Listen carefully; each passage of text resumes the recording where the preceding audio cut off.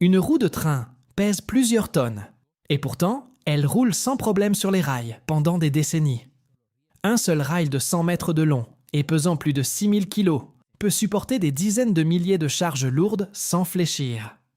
Comment l'industrie sidérurgique parvient-elle à créer une résistance aussi extraordinaire? Peu de gens savent que pour forger un rail capable de supporter une pression aussi intense, la métallurgie doit suivre une chaîne de processus longue et complexe. Bienvenue dans une nouvelle vidéo. Découvrons comment sont fabriqués des millions de grands tronçons de voie ferrés en acier. Si vous aimez ce type de contenu, abonnez-vous à notre chaîne. C'est gratuit. C'est parti. Le minerai de fer est extrait des profondeurs de la Terre, mélangé à du coke et à d'autres additifs, puis introduit dans d'énormes fourneaux à des températures extrêmes.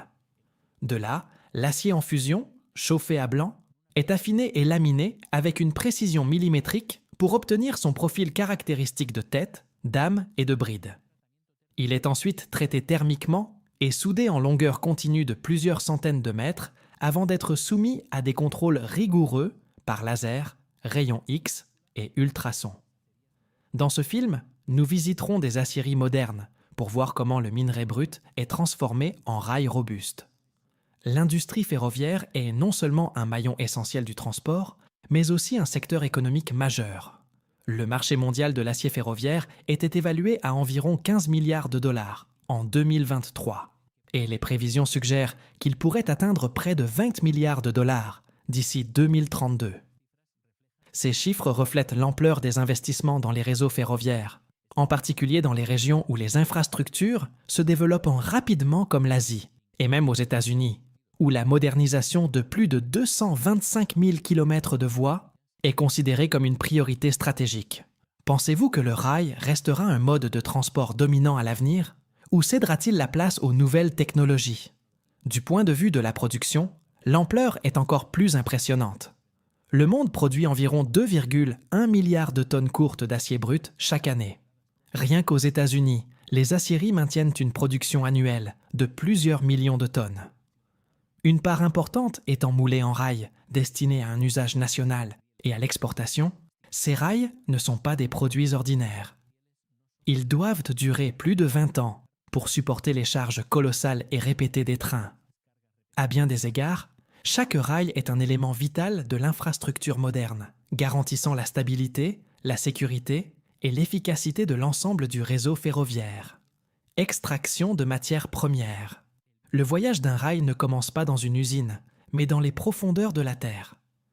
Son ingrédient le plus important est le minerai de fer, et pour l'atteindre, de vastes mines à ciel ouvert sont creusées dans le paysage, s'étendant sur des dizaines de kilomètres carrés.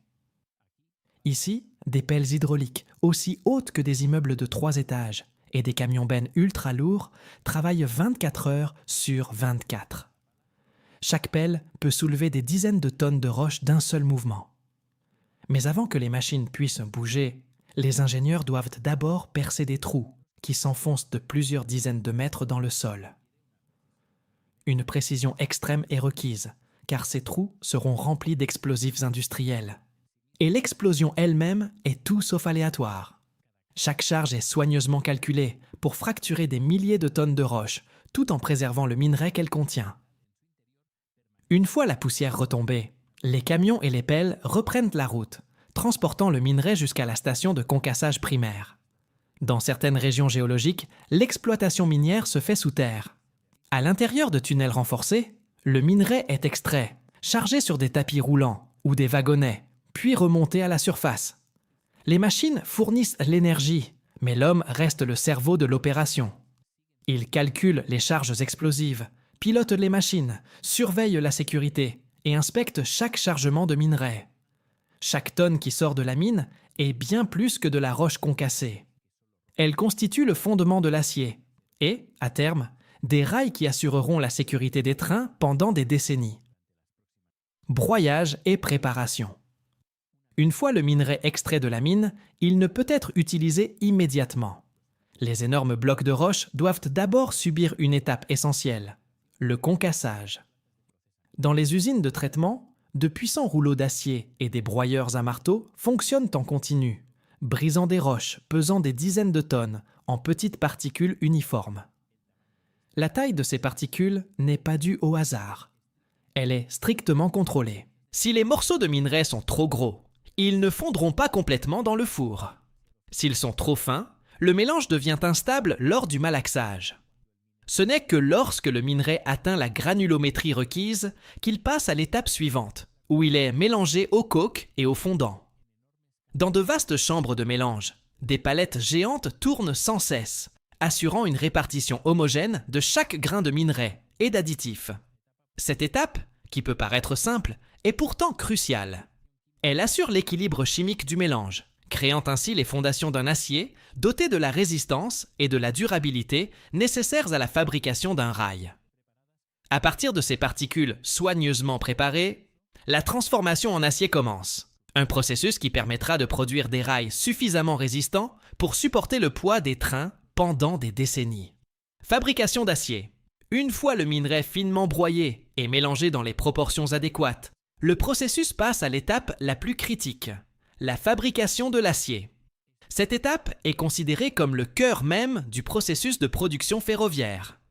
À l'intérieur des aciéries, d'immenses fours à arcs électriques et d'imposants hauts fourneaux ronflent à des températures dépassant 1593 degrés Celsius, 2900 degrés Fahrenheit, suffisamment élevés pour transformer le minerai de fer et les additifs en un flux uniforme d'acier en fusion.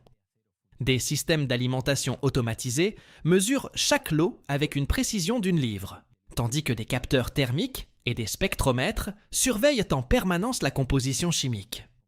Des bras robotisés résistants à la chaleur brassent le mélange et éliminent les impuretés qui remontent à la surface.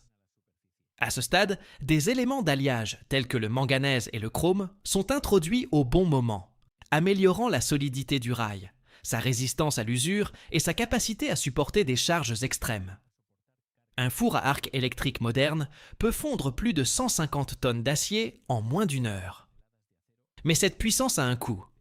L'industrie sidérurgique à elle seule émet chaque année presque autant de CO2 que l'ensemble du secteur aéronautique. Cela soulève une question complexe. Comment pouvons-nous continuer à construire les infrastructures dont le monde a besoin tout en réduisant l'impact de l'industrie sur l'environnement? Le résultat de cette étape est un acier en fusion de la plus haute qualité, prêt pour la transformation suivante. Ce n'est qu'en contrôlant précisément la température et la composition que ces armatures en acier peuvent être créées, suffisamment solides pour servir sur les rails, qui transporteront les trains pendant des décennies. Chauffage et laminage. Après avoir quitté le four, l'acier en fusion est façonné en billettes et envoyé directement vers la zone de réchauffage. Cette étape est essentielle pour stabiliser la structure du métal avant le laminage. À l'intérieur d'immenses chambres de chauffe, la température est maintenue à des niveaux optimaux, généralement supérieurs à 1204 degrés Celsius. De puissants brûleurs fonctionnent en conjonction avec des capteurs infrarouges qui scannent en permanence chaque point de la surface de la billette, garantissant ainsi un refroidissement rapide de l'acier. Même une légère baisse de température peut provoquer un durcissement de la surface, entraînant des fissures ou des déformations lors du laminage. Une fois stabilisées, les billettes sont acheminées vers la ligne de préparation au laminage. Là, d'énormes rouleaux résistants à la chaleur, entraînés par des moteurs hydrauliques et des réducteurs robustes, commencent à façonner leur longueur et leur section. Le système est programmé pour ajuster la pression et la vitesse de rotation de chaque paire de rouleaux, répartissant ainsi uniformément la force et évitant les contraintes localisées. Ce qui rend cette étape remarquable, c'est l'intégration parfaite de la mécanique et de l'électronique. Un ordinateur de contrôle central collecte les données en temps réel de dizaines de capteurs et ajuste instantanément le processus. Chaque mouvement s'aligne parfaitement, tels les engrenages d'une montre de précision, produisant des billettes allongées, aplaties et préparées pour le formage final. Roulage de rail. Dès leur sortie du four de réchauffage, les billettes d'acier chauffées au rouge sont directement introduites dans la ligne de laminage, dernière étape de formage avant le refroidissement. Sur un système de tables à rouleaux résistants à la chaleur, les billettes entrent dans le laminoir d'ébauche, où d'énormes rouleaux en acier alliés de grand diamètre et aux surfaces usinées lisses Les pressant sous une force de plusieurs milliers de tonnes. L'épaisseur est considérablement réduite, tandis que la longueur est étirée, préparant ainsi les billettes à un formage précis. Les billettes passent ensuite par des supports intermédiaires, où le profil prend progressivement forme. Des rouleaux sont alors disposés en alternance, comprimant et tordant l'acier afin de répartir uniformément les contraintes et d'éliminer les erreurs dimensionnelles. Dans le laminoir de finition, des rouleaux aux rainures spécialement conçus sculptent la section transversale classique du rail en I, une conception qui offre une résistance remarquable, tout en maintenant un poids raisonnable. Entre chaque étape de laminage, des jets d'eau haute pression pulvérisent l'acier, refroidissant la surface, éliminant les dépôts d'oxyde et maintenant la température stable. Tout au long de la ligne, des capteurs laser mesurent en permanence la hauteur, la largeur et la rectitude, transmettant des données en temps réel au système de contrôle central, qui ajuste l'espacement et la vitesse des rouleaux au millimètre près. L'une des caractéristiques exceptionnelles de ce procédé est la possibilité de changer rapidement les jeux de rouleaux, ce qui permet aux aciéries de passer d'un profil de rail à l'autre sans interrompre la production. Cette étape est cruciale. Elle permet d'établir la géométrie du rail et de garantir que chaque pièce répond aux normes requises, avant de passer à la trempe et au traitement thermique. Refroidissement et traitement thermique. Sous l'intense chaleur résiduelle du laminage, les rails en acier conservent une couleur rougeoyante et subissent d'importantes contraintes internes. La trempe et le traitement thermique sont des étapes cruciales qui stabilisent la structure du produit. Immédiatement après leur sortie des laminoirs, les rails passent dans un système de pulvérisation d'eau haute pression, où un brouillard dense enveloppe toute leur surface. La vitesse et le volume d'eau sont rigoureusement contrôlés, afin d'assurer un refroidissement uniforme sur toute leur longueur, et d'éviter ainsi tout gauchissement ou fissuration. Après ce refroidissement rapide, les rails entrent dans la zone de traitement thermique, où des fours de réchauffage sont programmés avec précision pour réaliser des processus tels que la trempe, le revenu ou le recuit, selon les propriétés mécaniques souhaitées. La combinaison d'un refroidissement immédiat et d'un chauffage contrôlé ultérieur améliore non seulement la résistance et la durabilité, mais garantit également aux rails leur profil en I distinctif, avec ses arêtes vives et ses lignes épurées. Cette étape garantit que les rails finis peuvent supporter les charges énormes et répétées du trafic ferroviaire, tout en préservant leur stabilité à long terme. En équilibrant soigneusement la température et le temps, les ingénieurs confèrent à chaque rail la résistance nécessaire pour fonctionner de manière fiable pendant des décennies dans certains des systèmes d'infrastructure les plus exigeants au monde. Soudage des rails. Fraîchement sortis du traitement thermique, les rails sont directement acheminés vers la ligne de soudage, où les sections individuelles sont assemblées en longueur continue. Des rouleaux de guidage, associés à des capteurs laser, assurent un alignement précis des extrémités des rails.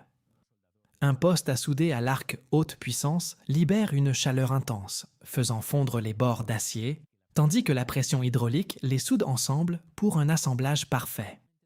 Immédiatement après, un système de polissage automatisé lisse l'excédent de matière, laissant la surface de soudure parfaitement alignée avec le corps du rail.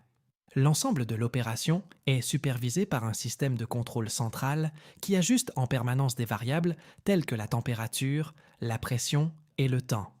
Le résultat est une liaison si solide que sa durabilité égale celle de l'acier massif lui-même. Ce procédé de soudage de rails longs transforme des segments plus courts en rails continus s'étendant sur des centaines de mètres. Des rails capables de transporter des trains à grande vitesse avec un minimum de vibration et une résistance garantie pour des décennies. Contrôle de qualité. Les rails finis sont acheminés vers la zone de contrôle qualité, où chaque détail est examiné avec précision. Des capteurs optiques et des caméras haute vitesse scannent toute la surface, capturant des images à une profondeur permettant de détecter la plus petite rayure. Les données sont ensuite traitées par un logiciel d'analyse d'images avancé qui détecte toute anomalie de forme, de couleur ou de texture. Parallèlement, des appareils à ultrasons et des scanners à rayons X sondent l'acier en profondeur, garantissant l'absence de défauts cachés, telles que des fissures internes ou des poches de gaz. Pour compléter ces analyses, des échantillons sélectionnés au hasard sont soumis à des tests mécaniques rigoureux. De puissantes machines étirent, comprimant et pressent l'acier, tandis que des duromètres mesurent la résistance à la déformation. Tous les résultats sont soigneusement enregistrés et stockés, permettant de retracer chaque rail jusqu'à son lot de production. Seuls ceux qui répondent à l'ensemble des critères reçoivent le label de qualité, confirmant leur aptitude au service. Une fois certifiés, les rails sont prêts à être emballés et distribués, puis expédiés vers les chantiers où ils intégreront les lignes ferroviaires de demain. Installation et mise en service. Depuis l'usine, les rails sont transportés jusqu'au chantier sur de grandes remorques, solidement fixées pour éviter les secousses et les flexions. Une fois sur place, les sections d'acier sont déchargées par des grues sur des chariots élévateurs spécialisés et placées dans la zone de préparation prévue à cet effet. C'est là que commence le travail, exigeant compétence et expérience. Les installateurs suivent les plans de structure pour positionner chaque rail, utilisant des niveaux laser et des instruments de topographie pour contrôler l'alignement et la pente. Les joints provisoires sont d'abord boulonnés avant d'être soudés ou serrés définitivement. Tout au long du processus, les ouvriers communiquent en permanence par radio afin de synchroniser leurs actions et d'assurer des connexions parfaites. Les machines contribuent principalement au levage et au soutien des rails, tandis que les ajustements précis, l'alignement et la finition dépendent presque entièrement de la compétence et de la coordination de l'équipe d'installation. C'est ce travail minutieux qui détermine la stabilité et la sécurité de l'ensemble du système ferroviaire pour les décennies à venir. Sous les revêtements protecteurs et les soudures solides, chaque structure en acier est le fruit de centaines d'heures de travail. Combinant la puissance des machines et le savoir-faire d'ouvriers qualifiés, de la conception au chantier, chaque étape contribue à créer l'ossature de ponts, d'usines et de gratte-ciel imposants. En repensant à ce parcours, l'acier se révèle être bien plus qu'un simple matériau. Il est le fondement de la modernisation. Nous sommes arrivés à la fin de cette vidéo. Laissez un commentaire, aimez la vidéo, abonnez-vous et activez la cloche pour profiter de futures vidéos comme celle-ci. À la prochaine!